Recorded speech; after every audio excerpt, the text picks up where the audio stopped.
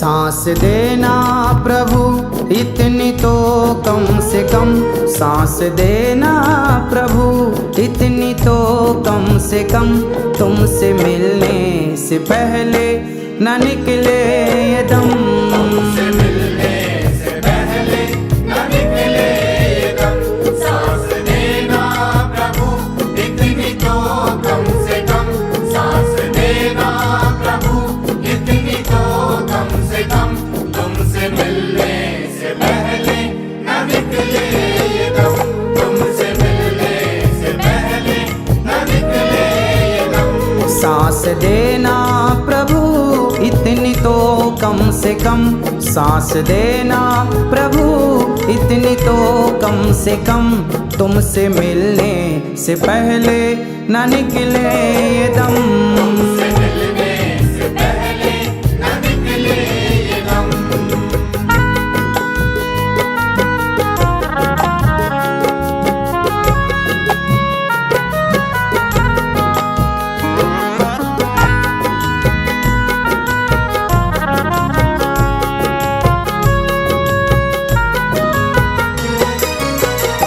जो चलाता है ये सारे संसार को, मैं भी कर लूं जरा उसका दीदार तो।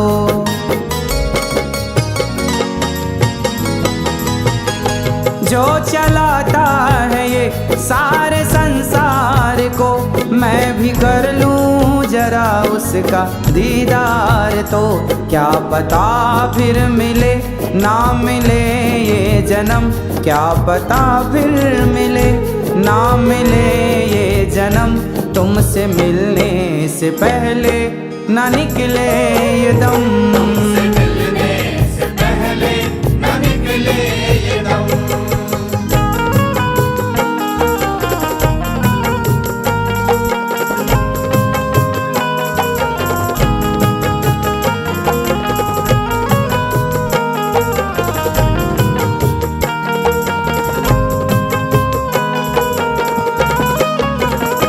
जितनी सेवा तेरी करनी थी वो न की, मुँह दिखाने के मैं तुझको काबिल नहीं।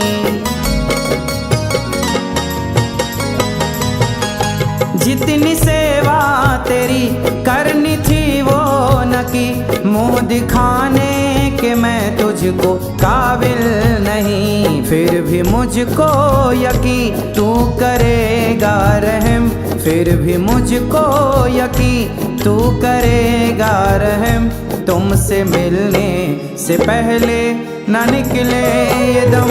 तुमसे मिलने से पहले न निकले ये दम।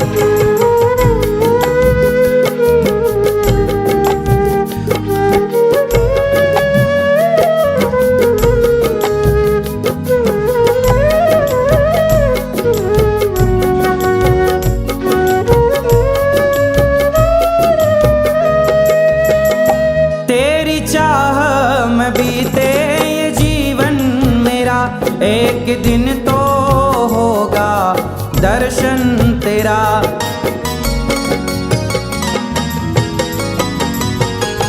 तेरी चाह में बीते ये जीवन मेरा, एक दिन तो होगा दर्शन तेरा। किंतु तरसे तुझे देखने को नयन, किंतु तरसे तुझे देखने को नयन, तुमसे मिलने से पहले न निकले ये दम। तुमसे मिलने से पहले न निकले ये दम, तुमसे मिलने से पहले न निकले ये दम, तुमसे मिलने से पहले न निकले ये दम, तुमसे मिलने से पहले न निकले ये दम।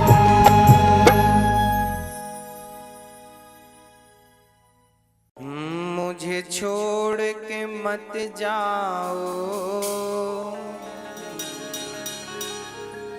मेरे श्याम चले आओ।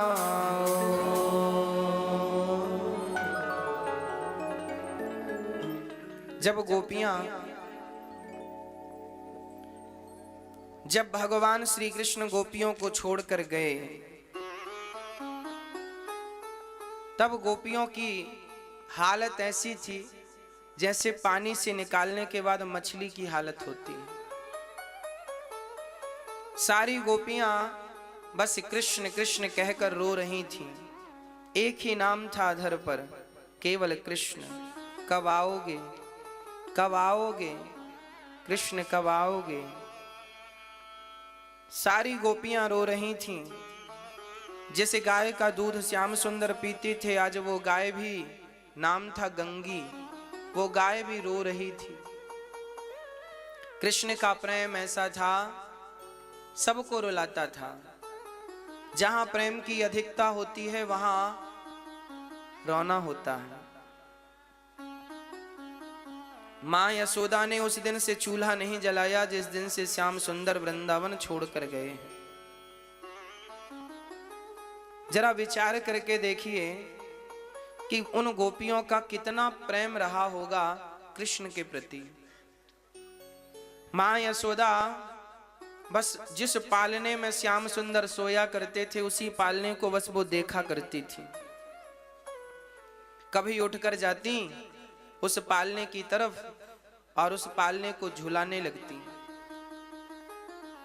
हिलाने लगती, धीरे धीरे कहती, कन्हैया कितना सोएगा, आज तुझे जागना नहीं है, आज तुझे अपनी माँ का दूध नहीं पीना।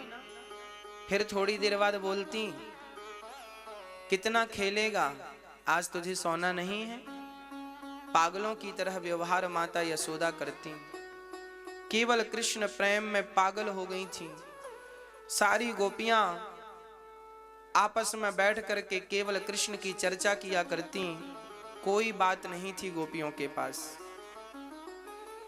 वृंदावन की चर्चा जब श्याम सुंदर सुनते कि गोपियां रो रही हैं, मां यशोदा मां यशोदा ने अपने बाल नहीं सुलझाए उस दिन से जिस दिन से कृष्ण गए हैं।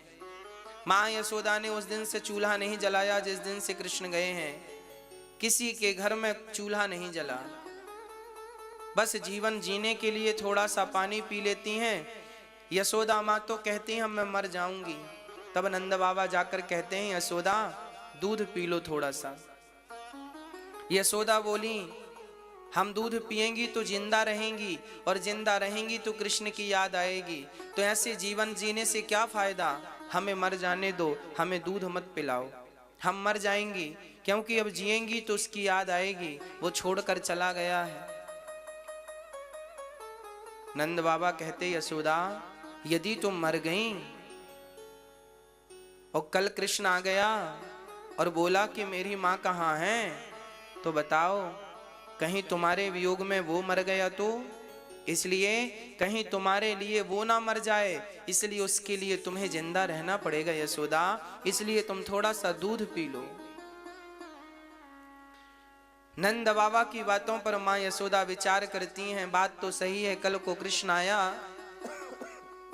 बोला मां मुझे दूध पीना है, और कृष्ण हमेशा मां का ही दूध पिया करते थे, केवल मां का दूध पीते थे, मक्खन खाते थे तो केवल मां के हाथों का। आज मथुरा में माता देवकी ने श्याम सुंदर की थाली में थोड़ा सा मक्खन परोस दिया तो श्याम सुंदर उठ करके रोने लगे। माता देवकी बोली पुत्र क्या हुआ, तब श्याम सुंदर ने रोते हुए कहा मां भोजन में सब दिया करो, मक्खन न परोसा करो। क्यों, मैंने तो सुना है तुझे मक्खन बहुत पसंद है। हाँ मुझे मक्खन पसंद है, पर केवल अपनी माँ यशोदा के हाथ का पसंद है। जब भी मैं मक्खन देखता हूँ ना तो मक्खन के लौंदे में मुझे माँ यशोदा की सूरत नजर आ जाती है, मुझे अपनी माँ यशोदा की याद आ जाती है माँ, इसलिए मुझे मक्खन ना परोसा करो। ये कहकर भगवान यमुना के तट पर चले गए। तभी उद्धव जी वहां आए। उद्धव जी ने कहा श्याम सुंदर आप रो रहे हैं, क्या हुआ आपको, आप भगवान हैं, ज्ञानी हैं, आप तो ईश्वर हैं, आपको क्या हुआ, आपको क्या कष्ट है।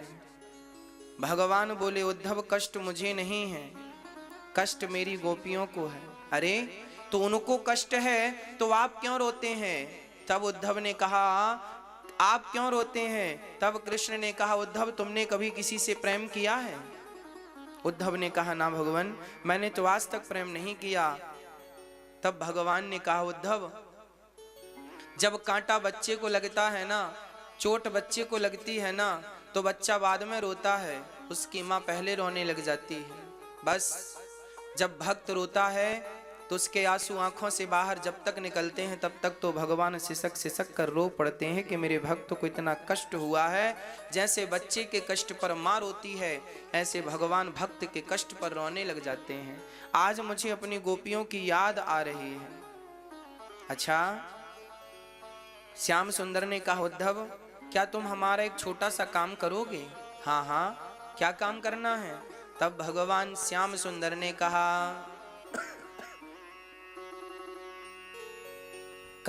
घनश्याम ने उद्धव से वृंदावन जरा जाना, वहां की गोपियों को ज्ञान का कुछ तत्व समझाना।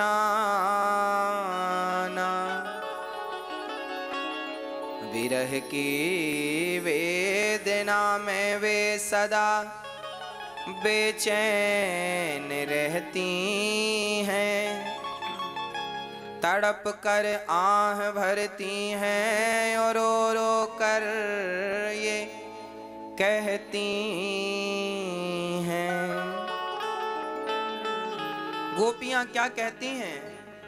गोपियां कहती हैं, है प्रेम जगत में सार और कुछ सार नहीं, मन कर ले प्रभु से प्यार और कुछ सार नहीं। जाओ एक बार मेरी गोपियों से कह देना कि वो मेरे लिए रोया ना करें। एक प्रेम पत्र भगवान ने लिखा और उद्धव जी से कहा, जाओ मेरी गोपियों को ये पत्र दे देना। उद्धव जी चले।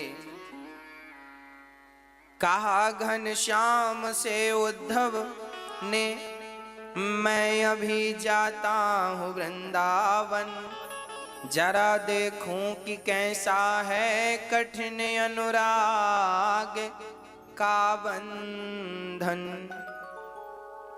है कैसी गोपियां जो ज्ञान बल को कम बताती हैं, निरर्थक लोक लीला का यही गुणगान गाती हैं। चले मथुरा से जब कुछ दूर वृंदावन निकट आया, वहीं से प्रेम ने अपना अनोखा रंग दिखलाया। जैसे ही उद्धव जी चले, भगवान ने रथ दिया, अपना पीताम्बर उड़ा दिया। बोले, मेरा पीताम्बर ओढ़ोगे तो गोपियां तुमसे बात करेंगी, नहीं तो गैर मर्द से, गैर पुरुष से गोपियां बात भी नहीं करती। जाओ। उद्धव जी श्याम सुंदर का संदेशा लेकर के चले हैं और जैसे ही वृंदावन आए तो वृंदावन में क्या हुआ उद्धव के साथ जरा देखिएगा। चले मथुरा से जब कुछ दूर वृंदावन निकट आया, वहीं से प्रेम ने अपना अनोखा रंग दिखलाया। वहीं से प्रेम ने रंग दिखलाया। क्या दिखलाया? उलझ कर वस्त्र में कांटे लगे उद्धव को समझाने। उद्धव जी का दुपट्टा कांटों में उलझ गया। उलझ कर वस्त्र में कांटे लगे उद्धव को समझाने, तुम्हारा ज्ञान पर्दा फाड़ देंगे प्रेम दीवाने। उद्धव जी का दुपट्टा उलझ गया कांटों में वृंदावन में। उद्धव जी ने कहा, वाह रे कांटो, हम आए पहली बार और तुमने हमारा दुपट्टा उलझा लिया। और उद्धव जी जब सुलझाने लगे तो दुपट्टा हट गया। उद्धव ने कहा, वाह, हमने क्या बिगाड़ा तुम्हारा कि तुमने हमारा दुपट्टा फाड़ दिया। तब उन कांटों से आवाज आई, उद्धव, ये प्रेम की नगरी है और तुम ज्ञानी बनकर आए हो, तो ज्ञान के पहाड़े को ये गोपियां वैसे ही फाड़ देंगी जैसे हम कांटों ने तुम्हारे दुपट्टे को फाड़ दिया है। ये ज्ञानियों की नगरी नहीं है, ये तो प्रेमियों की नगरी है। उलझ कर वस्त्र में कांटे लगे उद्धव को समझाने, तुम्हारा ज्ञान पर्दा फाड़ देंगे प्रेम दीवाने। नदी यमुना की धारा शब्द हरिहर का सुनाती है, भ्रमर गुंजार से भी यही मधुर आवाज आती है। क्या आवाज आती है प्रेम जगत में सार, और कुछ सार नहीं, मन कर ले प्रभु से प्यार, और कुछ सार नहीं। अब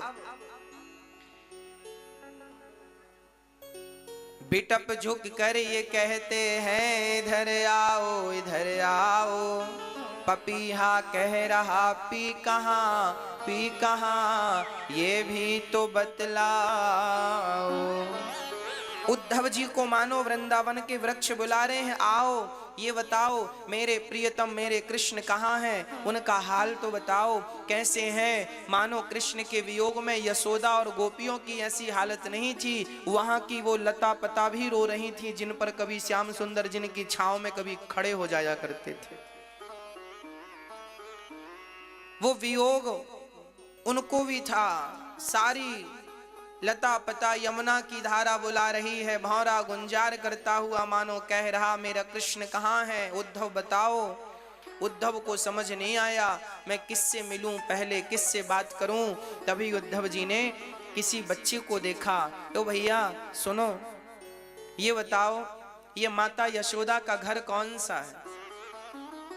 उद्धव जी जैसे ही माता यशोदा के घर का पता पूछते हैं, तभी वो ब्रजवासी रो पड़ा और रोकर बोला, तुम कौन हो। बोले, मैं कृष्ण का सखा हूं। अच्छा। वो और जोर जोर से रोने लगा। उद्धव जी ने कहा, भैया मैंने तुम्हें कोई बुरी बात कह दी, कोई डांट दिया, आप रोते क्यों हो। वो छोटा सा बालक बोला कि हमें तो लगा कि कृष्ण आएंगे, पर वो नहीं आए, तुम्हें भेज दिया।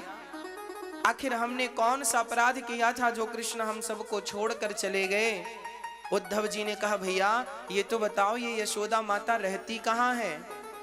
उस बालक ने कहा, जिस दिन से कृष्ण गए हैं ना, उस दिन से माता यशोदा के घर का पता बहुत आसान हो गया है। कैसे।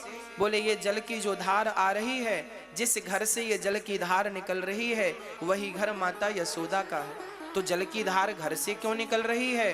बोले, ये जल की धार नहीं, ये नेत्रों से निकले आंसुओं की धार है। जब से गए हैं कृष्ण, माँ यशोदा ने, गोपियों ने, गायों ने, भगवान श्री कृष्ण के बाबा नंद बाबा के यहाँ 9 लाख गैया थीं और 9 लाख गैयों से कृष्ण प्यार करते थे। वो सारी गैया रो रही हैं कृष्ण के लिए। आंसू इतने हैं कि एक छोटी सी नदी सी बन गई और इसके तट पर किनारे किनारे चले जाओ। आज भी वृंदावन का पानी खारा है, केवल इसलिए कि आंखों के आंसू खारे होते हैं। गोपियों के आंसू इतने गिरे, इतना रोई गोपियां 100 वर्षों तक कि आज तक 5,500 साल बाद भी कोई खोदे तो वहां का पानी खारा निकलता है। ये प्रेम का प्रतीक है। उद्धव जी माता यशोदा के पास गए, द्वार पर पहुंचे, आवाज लगाई, मैया। जैसी मैया कहा तो मैया तो कृष्ण कहा करते थे। मैया दौड़ पड़ी, लगता है मेरा कृष्ण आ गया। हाँ, मेरा कृष्ण आ गया। दौड़ पड़ी, कृष्ण कृष्ण आकर के उद्धव को कृष्ण समझकर हृदय से लगा लिया। तब उद्धव ने कहा, मां मैं कृष्ण नहीं, मैं कृष्ण का मित्र उद्धव हूं। माँ यशोदा धड़ाम से गिर पड़ी। इतने दिन बाद उसे याद आई तो खुद नहीं आया, तुम्हें भेजा, बेटा बताओ तुम कैसे आए? तब उद्धव जी ने कहा, माँ मैं कृष्ण का संदेशा लेकर आया हूं। वो आपको बहुत याद करते हैं। माँ यशोदा बोली, यदि याद करता होता तो आ नहीं जाता? याद नहीं करता इसलिए तो नहीं आया। उद्धव जी बोले, माँ बात ऐसी नहीं है, वो नित्य आपको याद करते हैं, आपको याद करते करते रोते हैं, बस अपनी माँ माँ याद करते रहते हैं आपको। तो फिर आए क्यों नहीं उद्धव?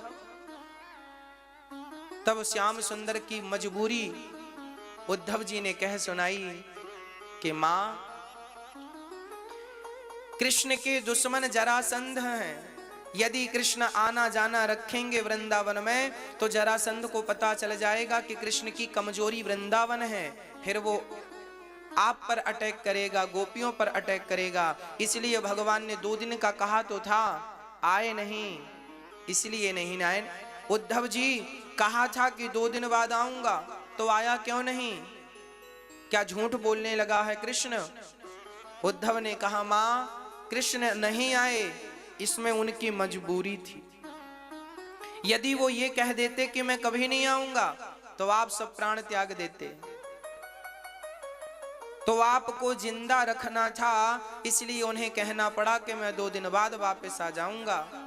माँ यशोदा पूरी रात कृष्ण की चर्चा करती रहीं, उद्धव से हाथ जोड़कर कहती रहीं, बेटा उद्धव जाकर के एक बार मेरे कृष्ण से कह दो कि एक बार वो अपनी माँ के लिए नहीं, देख ये गंगी गाय खड़ी है, ये वही गाय है जिसके थन से दूध श्याम सुंदर खुद पिया करते थे मुंह लगा करके।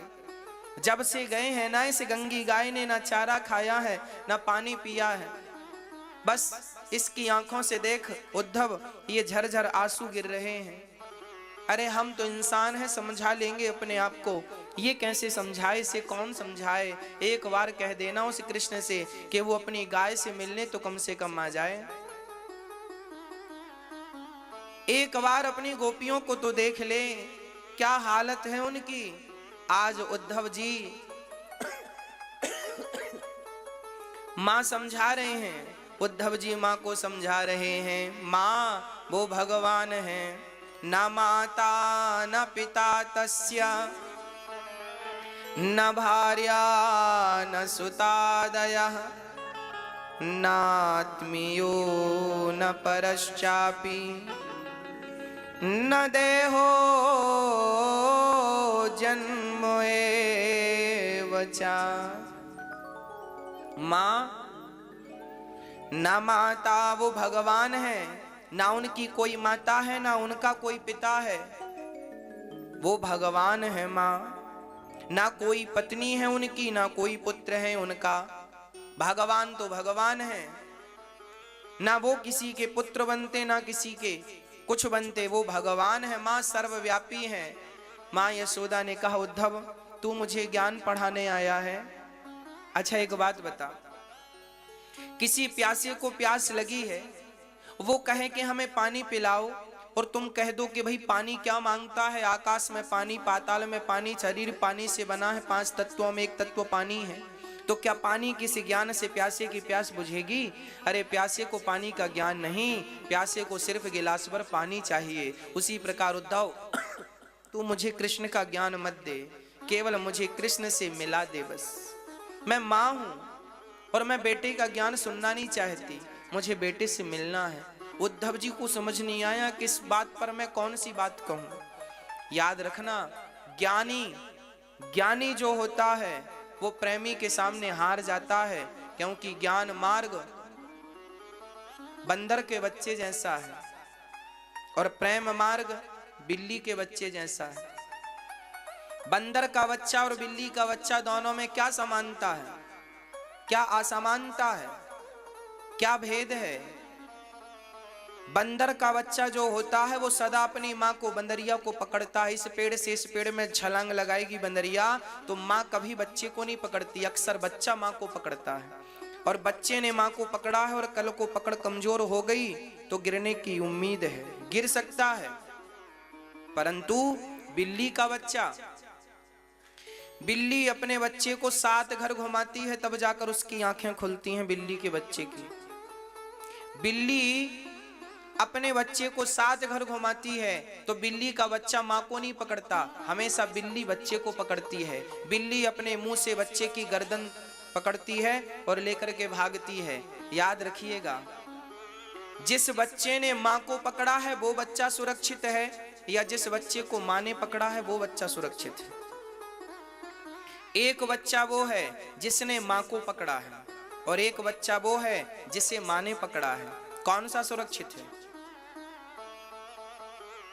जिस बच्चे ने माँ को पकड़ा है वो बच्चा कभी भी माँ का हाथ छोड़ सकता है, पर जिसे माँ ने पकड़ा हो माँ बच्चे का हाथ कभी नहीं छोड़ती। बस इसी प्रकार भगवान का हाथ कभी मत पकड़ना। भगवान कहें कि मेरा हाथ पकड़ लो तो भगवान का हाथ कभी मत पकड़ना, क्योंकि आज मैंने भगवान का हाथ पकड़ लिया, कल को अहंकार आ गया तो हाथ छूट सकता है। इसलिए नाथ मैं क्या पकड़ूं आपका हाथ, मेरा हाथ ये रहा, आप मेरा हाथ पकड़ लीजिए, क्योंकि आप पकड़ेंगे तो आप कभी नहीं छोड़ेंगे, मैं छोड़ सकता हूं आपका हाथ। इसलिए ज्ञान मार्ग बंदर के बच्चे जैसा है और प्रेम मार्ग बिल्ली के बच्चे जैसा है। ज्ञान मार्ग वो है जब बच्चा माँ को पकड़ता है और प्रेम मार्ग वो है जब माँ बच्चे को पकड़ती है। तो ज्ञानी बनने से नुकसान हो सकता है, जबकि प्रेमी बनने से कोई नुकसान नहीं। इसलिए कहा है प्रेम जगत में सार और कुछ सार नहीं, मन कर ले प्रभु से प्यार और कुछ सार नहीं। उद्धव जी गोपियों के पास आए। अब सारी गोपियां आपस में उद्धव जी माँ से बात करके माँ को समझाकर माँ ने उद्धव को समझाया और भगवान उद्धव जी गोपियों के समक्ष आए। सारी गोपियां आपस में रो रही थी, बात कर रही थी। सुनो, कहा था आएंगे, अभी तक नहीं आए। उद्धव जी गए,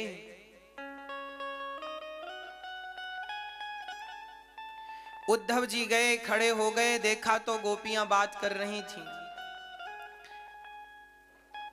श्री राधा रानी दीवारों में कृष्ण का चित्र बना रही थी। उद्धव ने कहा यह चित्र किसका है? गोपियों ने कहा यही तो हमारे कृष्ण हैं जिनसे हम प्रेम करती हैं। तो उद्धव ने कहा कि जब यही तुम्हारे कृष्ण हैं तो इसके हाथ तो बने हैं, आंख तो बनी है, पेट तो बना है, पर इसके पांव नहीं बने, तो क्या कृष्ण लंगड़ा है? तब गोपियों ने कहा कि उद्धव, जिस कृष्ण से हमने प्रेम किया था वो तो छोड़कर चला गया, अब तो केवल तस्वीर ही सहारा है, और कहीं हमने इसके पांव बना दिए और कहीं ये भी हमें छोड़कर चली गई, इसलिए हम इसके पांव भी नहीं बनाते ताकि हमें ये छोड़कर ना चली जाए। ऐसा प्रेम गोपियों का समर्पण भाव है। उद्धव जी खड़े हैं, सारी वार्ता सुन रहे हैं। तभी गोपियां रोने लग गईं।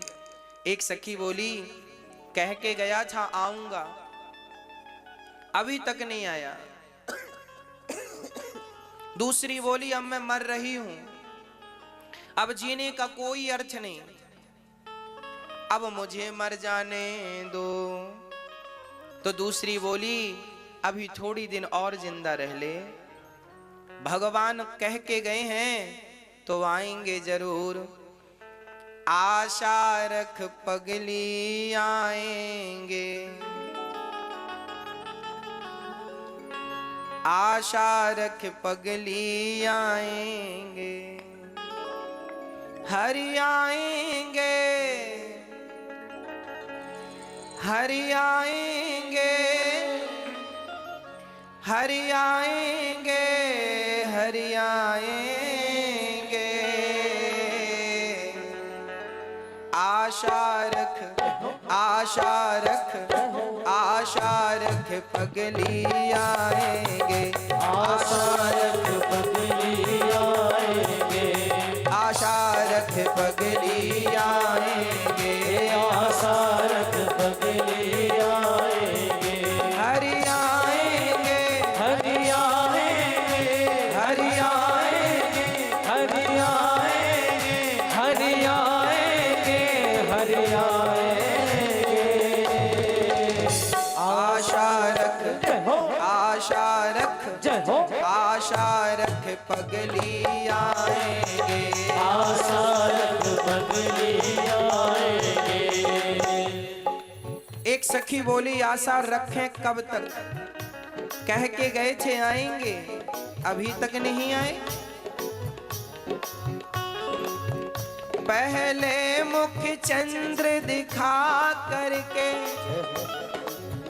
फिर हाय वियोग दिखाने लगे, निज प्रेम की नाव चढ़ा करके मझधार में नाव डुबाने लगे। हे मझधार में नाव डुबाने लगे, हे मझधार में नाव डुबाने लगे। हरि आएंगे, हरि आएंगे, हरि आएंगे, हरि आएंगे, हरि आएंगे, हरि आएंगे। आशा रख, आशा रख, जय हो, आशा रख पगली आएंगे, आशा रख पगली आएंगे।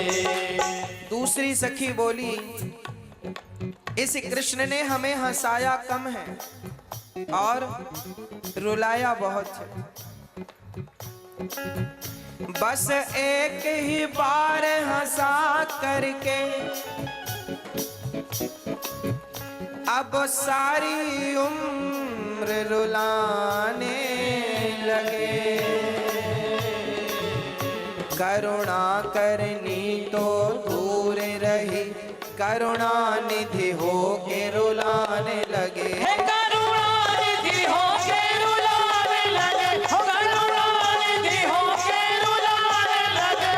हरि आएंगे, हरि आएंगे, हरि आएंगे, हरि आएंगे, हरि आएंगे, हरि आएंगे। आशा रख, आशा रख, आशा रख पगली आएंगे, आशा रख पगली आएंगे। उद्धव जी समझाने लगे गोपियों ऐसे रोने से तो काम नहीं बनेगा, समझदार हो, रो मत, वो भगवान है। तब गोपियों ने उद्धव को डांटते हुए कहा उद्धव हमें ज्ञान मत दो, वो तो छोड़कर चला गया, क्या तुम रोने की आजादी छीनने आए हो? अरे कम से कम रोने तो दो। हम प्रेम नगर की बंजारन,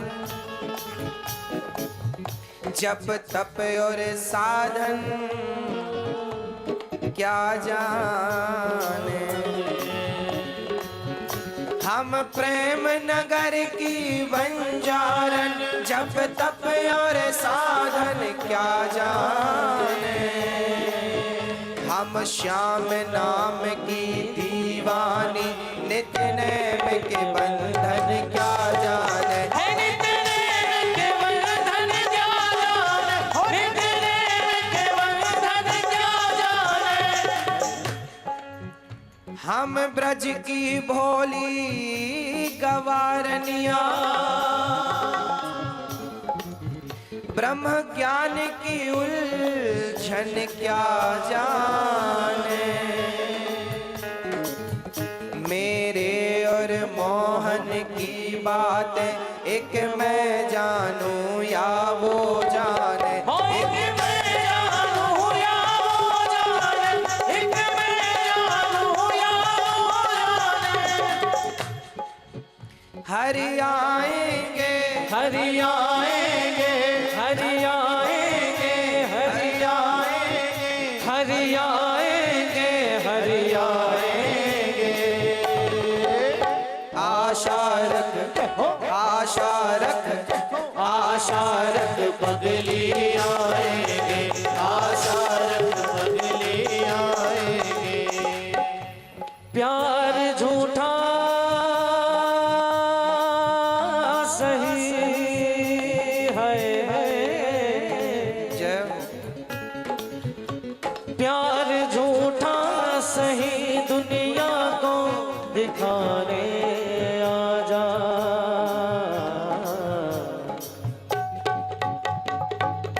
तू किसी गैर से मिलने के बहाने आजा। तू किसी गैर से मिलने के बहाने आजा। वो आता होगा, वो आता होगा, वो आता होगा, वो आता होगा। हो मैंने मोहन को बुलाया है, वो आता होगा। हे मैंने मोहन को बुलाया है, वो आता होगा। तुम भी आना, ओ तुम भी आना, ओ तुम भी आना, तुम भी आना। हे मेरे घर आज तमाशा होगा। तुम भी आना, हो मेरे घर आज तमाशा होगा। तुम भी आना। जब गोपियां रोने लगी तो गांव वाले नगर वाले इकट्ठे हो गए और कहने लगे, मना किया था प्रेम ना करना, रोना पड़ेगा। तो गोपियां कहती हैं, देखो उद्धव, ये लोग आ गए हमारा तमाशा देखने। ये दुनिया केवल तमाशा देखने के लिए आती है। संभल कर बैठना जग में तमाशा देखने वालों, कहीं खुद ना तमाशा बन जाना तमाशा देखने वालों। आज गोपियों के प्रेम को तमाशा समझ करके लोग इकट्ठे हो गए और गोपियों का रोना उन्हें तमाशा लग रहा है। तो गोपियां कहती हैं, आओ तुम भी आना, तुम भी आना, ओ तुम भी आना, तुम भी आना। मेरे घर आज तमाशा होगा। तुम भी आना, ओ मेरे घर आज तमाशा होगा। तुम भी आना। ऐ मेरे श्याम लौट के आजा, बिन तेरे जिंदगी अधूरी है। ऐ मेरे श्याम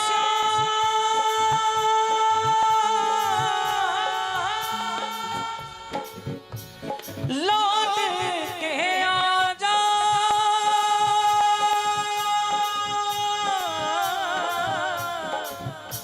बिन तेरी